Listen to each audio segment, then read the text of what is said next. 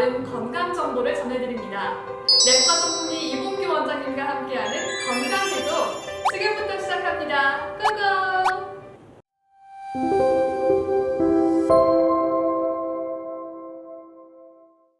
네, 고된 일과를 마치고 삼겹살에 소주 한 잔, 또 치킨에 맥주 한 잔 너무 좋죠? 그런데 이런 음식들을 먹으면서 콜레스테롤과 중성지방 걱정하시는 분들이 참 많으실 텐데요. 그래서 오늘은 이 콜레스테롤과 중성지방이 원인이 된다는 고지혈증에 대해서 알아보겠습니다. 네, 원장님 안녕하세요. 네, 안녕하세요. 네, 원장님 이 고지혈증 무섭다, 위험하다 말만 들었지 어떤 증상이 나타나는 질병인지는 잘 모르겠거든요. 이 고지혈증 왜 위험하고 또 어떤 증상으로 나타나는지 말해주시면 좋을 것 같네요.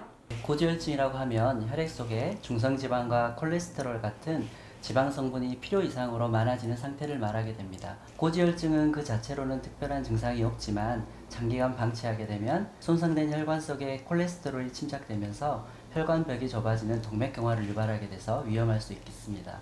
이러한 동맥경화증은 심혈관 질환을 일으켜서 심각한 후유증을 유발하거나 심하면 돌연사까지 유발할 수 있기 때문에 침묵의 살인자라고 불리기도 합니다. 실제 우리나라 사망 원인 중 암을 제외하고 2위가 뇌졸중, 심근경색 같은 심혈관 질환인데요. 실제로 심근경색의 56%, 뇌졸중의 18% 원인이 고지혈증입니다. 또 하나의 통계를 보면 우리나라 국민들 중에 고지혈증을 가지고 계신 분이 1000만 명 정도 되는데요. 그 중에 약을 드시는 분이 660만 명, 하지만 잘 조절되고 있는 분들은 360만 명에 불과해서 실제로 고지혈증을 가지고 계신 분들 중에 3분의 1만 잘 조절되고 있습니다. 고지혈증은 당뇨나 고혈압처럼 굉장히 중요한 질환인데도 방치되고 있는 경우가 많습니다. 보통 콜레스테롤 수치나 중성지방 수치가 높으면 고지혈증 위험이 높다고 많이 얘기하잖아요. 근데 여기서 말하고 있는 콜레스테롤과 중성지방 대체 뭔가요? 3대 영양소라는 얘기 많이 들어보셨을 텐데요. 탄수화물, 지방, 단백질을 얘기를 하죠. 그 중에 지방, 정확히 얘기하면 지질인데요. 그 지질을 구성하는 것이 지방산과 콜레스테롤입니다. 그 지방산 중에 대표적인 것이 중성지방이고요. 콜레스테롤은 고밀도 콜레스테롤 HDL과 저밀도 콜레스테롤 LDL로 구성됩니다. 중성지방은 우리 몸에서 연료 역할을 해주고요. 콜레스테롤은 우리 몸에서 성호르몬이나 담즙, 세포막 등의 성분이 되기 때문에 어느 정도는 일정 부분 필요한 성분이기도 합니다. 하지만 중성지방이나 저밀도 콜레스테롤 LDL이 필요 이상으로 많아지면 혈관벽에 침착해서 동맥경화증을 유발하고요. 반대로 HDL, 고밀도 콜레스테롤은 이러한 지방이 혈관에 쌓이는 것을 막아주고 쌓이는 것을 청소해주는 좋은 역할을 해줍니다. 그래서 일반적으로 중성지방과 LDL 콜레스테롤을 나쁜 콜레스테롤, HDL 콜레스테롤을 좋은 콜레스테롤이라고 부르기도 합니다. 네, 이 콜레스테롤과 중성지방 수치가 좀 위험하다, 경계 수치다 할 때 낮추는 방법이나 좀 조심해야 하는 음식들이 있을까요? 고지혈증에 영향을 주는 식사 요인은 포화지방산, 콜레스테롤, 당질, 칼로리의 과잉 섭취와 알코올의 과잉 섭취, 그리고 섬유소의 섭취 부족이 있습니다. 포화지방산 섭취를 줄이고 기름이나 콜레스테롤 섭취도 줄여야 하겠습니다. 칼로리가 과잉이 되는 것을 피하는 것이 좋겠습니다. 또 설탕이 많이 든 음식은 당질의 함량이 높아서 중성지방을 높여줍니다. 따라서 단맛을 많이 내는 것들은 피하는 것이 도움이 되겠고요. 또 술은 고열량 식품으로 체중을 늘리고 역시 중성지방을 올려주게 됩니다. 따라서 가급적 피하는 것이 좋겠고, 마신다면 일주일에 2번이야 한 번에 한두 잔 정도로 제한하는 것이 좋겠습니다. 마지막으로 섬유소는 콜레스테롤을 낮춰주는 영향이 있기 때문에 매 식사 때마다 신선한 야채 반찬을 같이 드시는 것이 도움이 될 수 있겠습니다. 네, 방금 피해야 하는 음식 그리고 좋은 음식 얘기해 주셨는데요. 고지혈증 환자만 무조건 기름진 음식은 피해야 하는 건가요?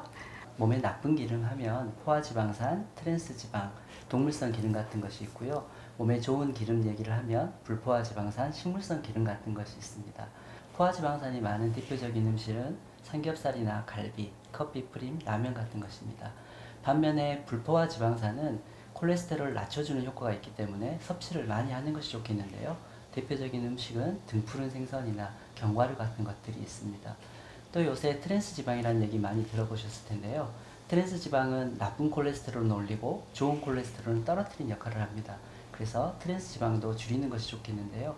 대표적인 것이 마가린이나 쇼트닝 같은 것에 들어있어서 이런 것들이 포함되는 케이크나 쿠키, 크래커 같은 것들도 너무 많이 섭취하시는 것은 좋지 않습니다. 마지막으로 기름인데요. 동물성 기름보다는 식물성 기름을 사용하시는 것이 좋겠죠. 하지만 식물성 기름도 열량이 많기 때문에 과하게 사용하는 것은 피해야 되고요.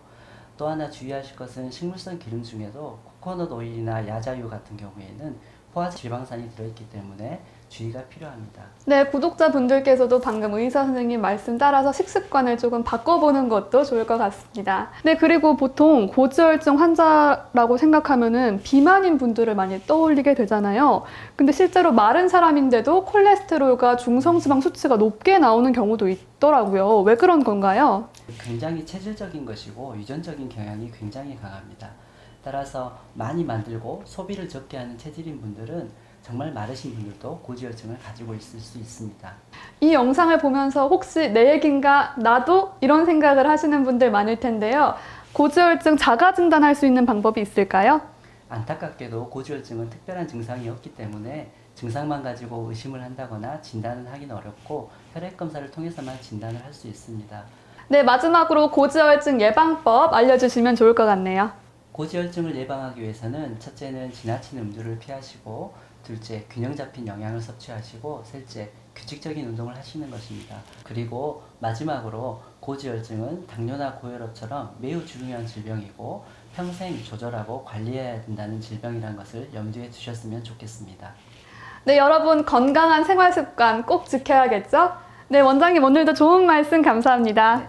오늘은 고지혈증에 관해서 알아봤는데요. 아무리 맛있는 음식도 건강을 위해서 적당히 먹는 게 가장 좋겠죠? 저는 다음 시간에 더 알차고 건강한 정보로 이봉규 원장님과 다시 돌아오겠습니다. 네, 구독, 좋아요, 알림 설정 잊지 마시고요. 오늘 건강해주는 여기까지입니다. 그럼 여러분 안녕!